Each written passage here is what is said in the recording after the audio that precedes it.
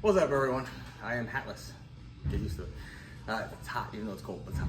But I've done a hand grip video for bench press that dictates where your elbows go with the type of grip you take with your hand, from over tucking to over flaring and in between. I felt it only fair that I do that for squats because this is a big issue, because your grip kind of influences where your body, your torso goes. So your hand grip and your bar position can influence how much forward lean you have versus how upright you are and what the differences are.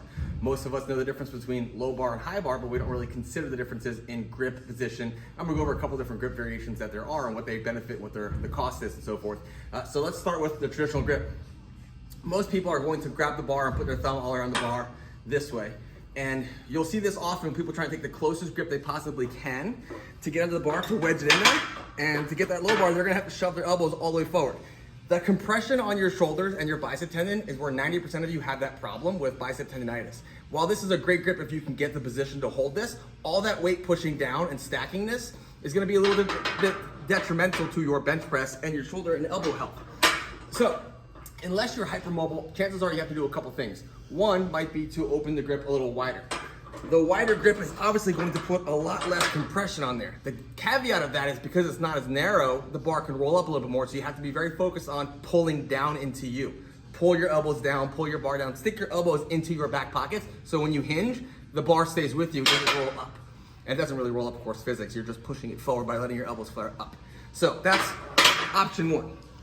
Option two, a lot of people go, is thumbless. Now, it's not just the same grip where you are here and putting your thumb over, because then you have that elbow play. You're going to deviate towards the ulnar side. So what you're going to do is shove the thumbs upwards. See that? Shove, we're gonna go close so you can see, upwards. It's been about 20 years since I've taken college anatomy, but I believe this is called the thenar pad, the fat pad of your thumb below the thumb. You're going to turn that into the bar, so the pinky is downward. That's going to externally rotate you a little bit. So if I do that with my grip width, and I come up, that's going to allow me to put that low bar position, and you see my elbows are already down. So now I have downward pressure. It's like doing a behind the neck pull down. I have downward pressure with me when I do that squat and the bar's locked in tight.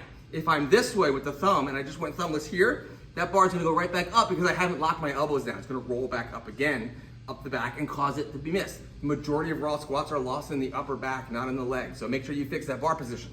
The third option, also used, is very similar. It's gonna automatically put the thumb up. It's called a talon grip, where a lifter might take their pinky or even their ring finger and put it below the bar. You see that position? The hand went to ulnar deviation already. So if I were to take that talon grip and shove my pinky under the bar, it's going to do the same thing. If I took a low bar, my elbows are even farther down now, so it's packed straight down. So if I take that position and I squat, it's not really going anywhere, but it's not the most secure bar. So if I lose position anyway, hip shoot back, there's a good chance it rolls up, because it's very hard to pull down on that bar with the talon grip when you don't have your full hand pressure on there. So you have to, again, make sure you do that behind the neck pull down, lock in with the bar to come back up. Now, torso angle. The lower you put your bar, the more forward your chest is gonna have to lean. If you have a weak lower back or back pathology, that head down, low back, hip drive squat that everyone mocks isn't your best bet. It's simple. Move your bar up. So here's my true low bar position. You're gonna see my chest come down when I do the squat with the low bar position. Here's where I typically comp squat from. A half inch up, you're going to see me stay a lot more upright. I'm very quad strong, and I like to save my low back for the deadlift, so I prefer to squat this way, even if it costs me 5 to 11 pounds, because it's gonna be 40 to 50 pounds that are on my deadlift later. That's where my total's made, so consider that. Now you also have the other option of the high bar, where you see John Hack squat. Usually a little bit of a closer grip, but again, elbow straight down. That's really gonna keep you upright as long as you can handle it. And it is very quad driven. You'll notice he straight knee drives forward.